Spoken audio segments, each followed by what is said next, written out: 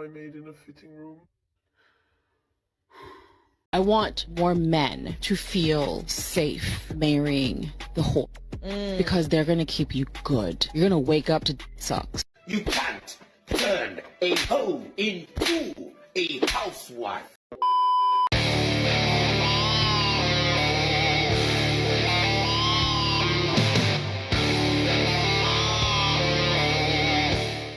Modern marriages are a complete scam and men are done falling for it. We've got a video for you here today from Logical Dating 101. Don't forget to like and subscribe on your way in, and let's get into it. Am I the asshole for telling my friend she's in the same league as men she calls ugly?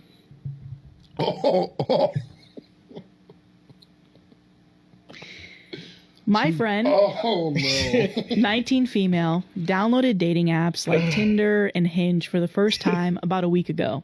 For reference, she's the type that always says she wants a boyfriend, wants to do couple things, feels lonely, single, etc. She's also, in my opinion at least, very normal and average looks-wise. Not ugly, but not super hot, just alright.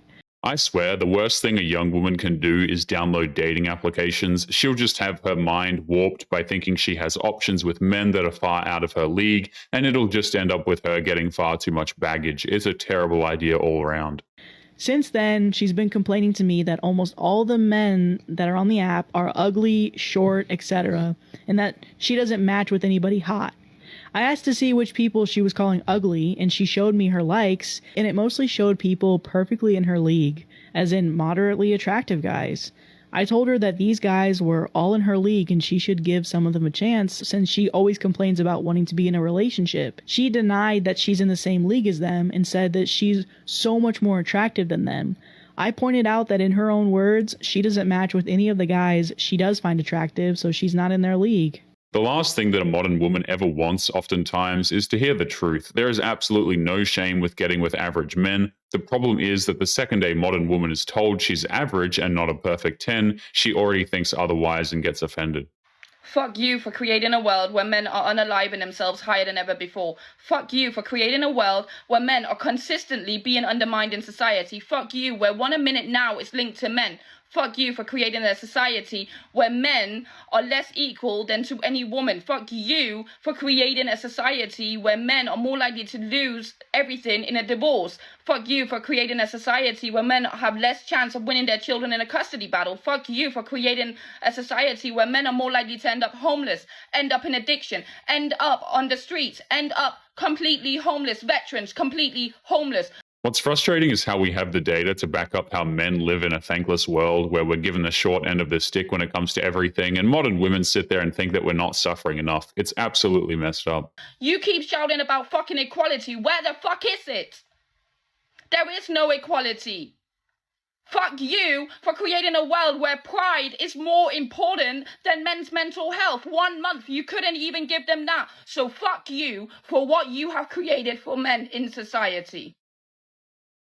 It really does shine a light on the insights of modern womanism when they go online and say that men don't deserve any recognition for their mental health. It has nothing to do with equality and everything to do with finding excuses to promote their contempt for men. I die when men are like, single women today only want men for their bank accounts and their good looks. I'm like, what bank accounts? What good looks? What are you talking about? What are you talking about? Like, what is this mirage that you're feeding to me? Like, find me a man who's like nice and funny and smart and hot and rich. Like, find me that man. I mean, they do exist. They're gay. They're gay men. What you're explaining to me is a gay man. These women have no idea how ridiculous they sound. For all of their talk of being loving and tolerant, it's funny how they immediately turn around and show you that they are not loving and tolerant at all. Maybe he is a straight man and exists somewhere, and he's probably married to some beautiful girl, and I love that for both of them, but that's not you. Usually the person that's saying that is neither hot nor rich. It just kills me. I love it. Single women only want hot, rich men. I'm like, where are they?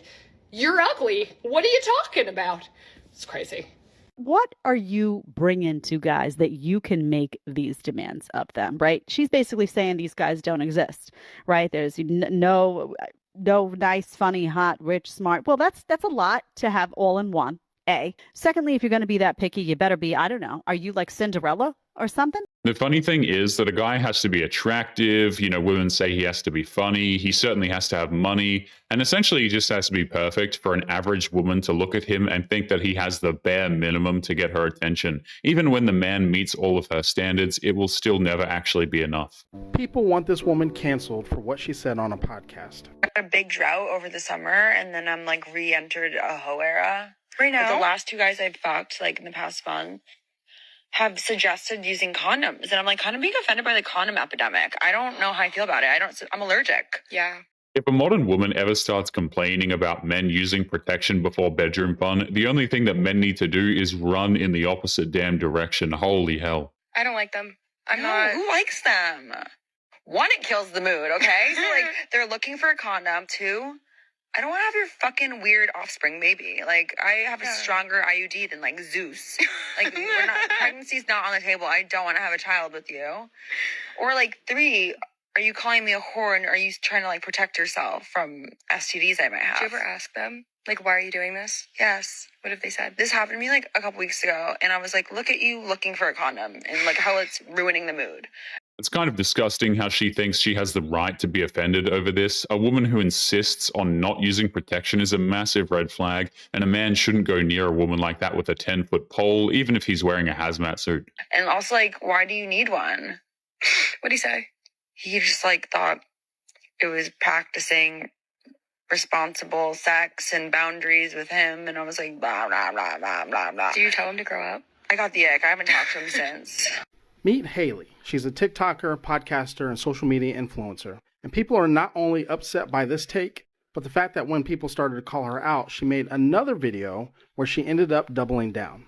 Of course, she doubled down here. She's the type of woman who will always have to be right, regardless of how stupid the take actually is. And this is all over one of the most irresponsible things a man can do when it comes to these women. This is insane.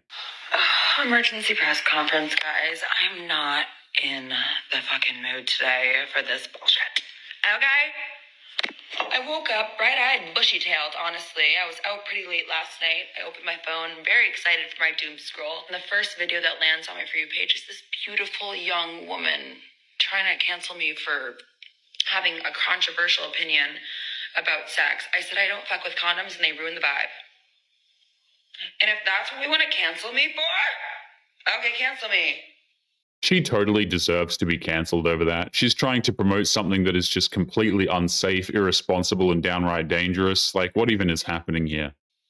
And my career. I don't know what you want me to say. I'm not changing my mind on that one.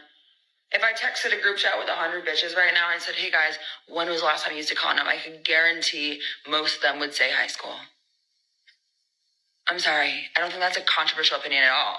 And that's what you want to come for me for? On this beautiful Saturday? Decline. A lot of people not only disagree with her, but they're also saying that some situations that they've been in start to make more sense when men look at them sideways when the conversation about using condoms or getting tested comes up. Because some women are saying that this has become the norm, so when the conversation about safe sex does come up, things get a little awkward. It's disturbing how she casually acts like that, and the sad part is how many 304s are out there acting like that's somehow a reasonable thing. It's best to leave these women alone to nuke themselves from orbit, keep away from them. It's the only way to be sure, I would say. Just a little public service announcement. Men are not afraid to lose their wives or significant others when they're married. They're afraid to lose half of their shit and their kids. So before you start treating your man like absolute garbage, and before you start doing the things that typical females do after they get married, just know that he will cut you off emotionally and he will not meet any of your needs when you stop meeting his. That only really happens after the wife is constantly ripping into him over everything. For the most part, husbands will work hard to try and make their wives happy, but there's only so much a man can take before he just shuts down or leaves. It's rather tragic to see. It is a relationship for a reason. If you don't meet his needs, he's not going to meet yours. And don't get me wrong, men will try to meet your needs and he will continue to do all the things that you want him to do. But when you start using Pound Town as leverage and say, okay, here's the goalpost, if you do this, you'll get it. But then every time he gets to the goalpost, you move it back again. he's only going to put up with it for so long, and he's going to stop doing those things that you want him to do, and then he's just going to be on autopilot in the home. If a wife weaponizes the bedroom against her husband to try and manipulate him into doing more things for her, then she never actually really wanted him in the first place. It's an incredibly backhanded thing to do to the guy who swore a lifelong vow of loyalty to her.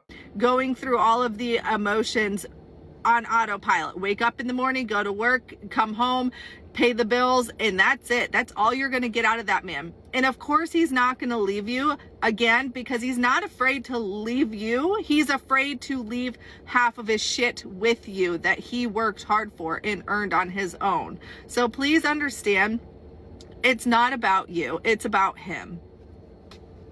A man is willing to make massive sacrifices for his family. Even when he's stuck in a loveless marriage, a lot of them are still going to do everything they can for the kids, but a lot of these modern wives have no problem sacrificing everybody's happiness for her own. It's incredibly selfish. It's been almost a year already since I have left adult content creation to go back to a regular 9-to-5. And let me tell you something, I have not been more fulfilled. Yes, I don't make the same money as I used to before, but my gosh, I feel so much better now about myself and about the people that I bring around me. I decided to leave OnlyFans almost a year ago because I wanted to go and follow Jesus with all my heart, soul, and mind. If we're being honest, this woman was lucky to be able to find a regular job after leaving OF. Most employers won't go near these creators because of the extreme damage they can do to the business's reputation. Finally making that decision and never going back. And let me tell you something, guys, it has not been easy. I have had my ups and downs, but I am so at peace, so happy that I do not feel obligated to have to do anything for anybody in a way that I don't want to do it. I love serving. I am a waitress at PhD in Dallas, and honestly, I have not been more happier in my life. If she's truly happy with her life, then more power to her. It still doesn't erase her past, though. Her content will forever be on the internet, and if she's taking accountability for that, then fine. It's more than what most of them would do, but it's still going to be there. Because I finally have what I've always wanted, which is first Jesus and the peace that comes with him. I love my customers. They are absolutely amazing. I love the staff that works there. They are bomb. And the food here is absolutely, oh my gosh, I just love it. I'm actually very surprised that the food here is very, very good. It is not impossible, ladies and gentlemen, to leave a lifestyle that you thought was fulfilling before and was giving you the income that you thought you needed in order to live a happy life. One thing about God is that he is a provider, and you might not make the same money as you was making before if you were doing something that definitely generates a lot of money, working a 9-to-5.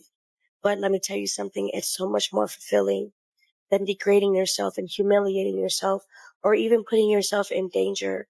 It's unfortunate how so many women have turned to religion after ruining their lives, and it's come to the point where people doubt their sincerity. It's tough to tell if she's being genuine or is just trying to get attention. I would argue most of these women are just trying to get attention. By doing the job that you know that God does not like you doing at this point in time.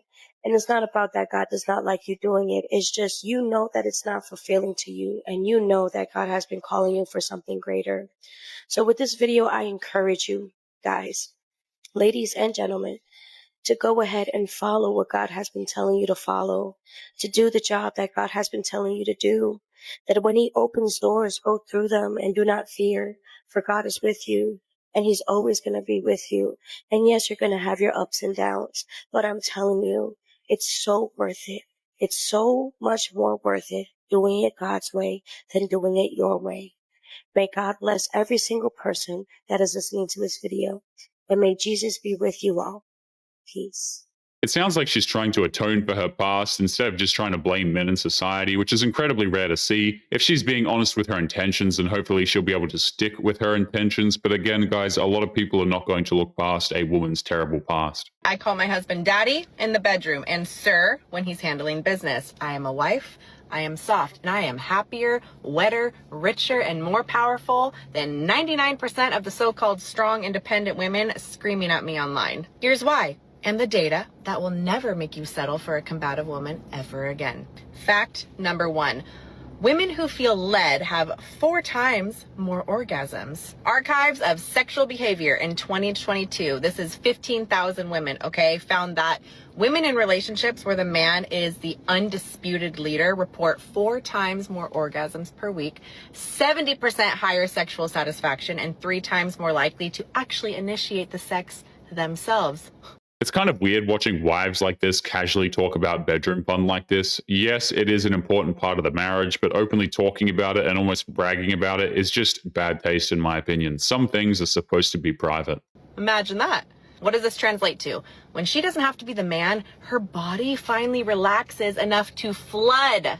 Fact number 2, egalitarian marriages die fastest. A 20-year University of Norway study showed that couples who split chores 50-50 and take turns leading have a divorce rate 50% higher than those where the man clearly leads. Why is this? Because the polarity collapses, the tension dies, and the bedroom gets cold. The irony is that the types of women who demand egalitarian marriages are the exact same ones who are extremely unhappy when they get one. And to make it worse, they don't know any other way, so they will keep insisting on it even though they never work. Fact number 3, masculine leadership creates feminine surrender and insane loyalty. It's as simple as that. When a woman feels her man is fully in charge of direction and protection, her oxytocin, her pair bonding hormone, spikes 300%. That is the same chemical that makes new mothers die for their babies. Give her that safety and she will burn cities before she ever betrays you. This is what real submission looks like in my house. He makes the money. I have some side hustles, but when my husband walks through the door, I am barefoot, voice soft, eyes up. I ask, how do you want me tonight, baby? He tells me, I obey. The problem is that the second a modern woman hears words like submission and surrender, she immediately goes on the defensive and gets angry at the idea of trusting a man to lead. Women like that always think that they know better. And I fly so high, I forget my own name sometimes because I'm not carrying the whole world. He is. Call it unfair, I call it balance. That's not weakness. It's the smartest trade that I have ever made. Men, stop dating women who hiss at the word submit. They are showing you that they never truly relax around you, that they will never give you that wild, devotional, ride or die love that you are craving. Find the woman strong enough to kneel, secure enough to call you a king without any sarcasm. That woman isn't broken. She is rare. She is peace, and she is the last 10 out of 10 that you are ever going to need. Protect her, lead her, own her, and watch her turn in your entire bloodline into legends. That's biblical, that's biological. That is the cheat code that has been erased. So take it back. Modern women have become so toxic and demanding that a lot of men don't even want to bother finding a woman like that. So much damage has been done to the bridge of trust between men and women. You know, it's pretty much collapsed at this point.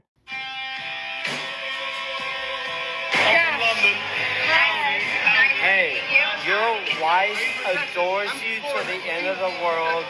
Well done. I appreciate you. And kick some ass.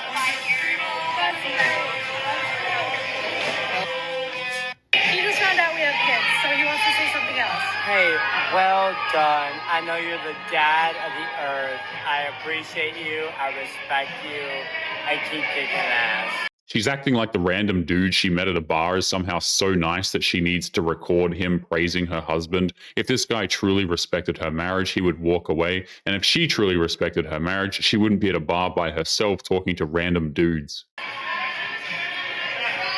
You're telling me that you go out without your husband and this random man starts hitting on you at the bar, and then you end up actually talking to him about your relationship with your husband, and you think that it's a smart idea to then have him FaceTime record a video for your husband as he's hanging out with you and has obviously been having a bit of a good time.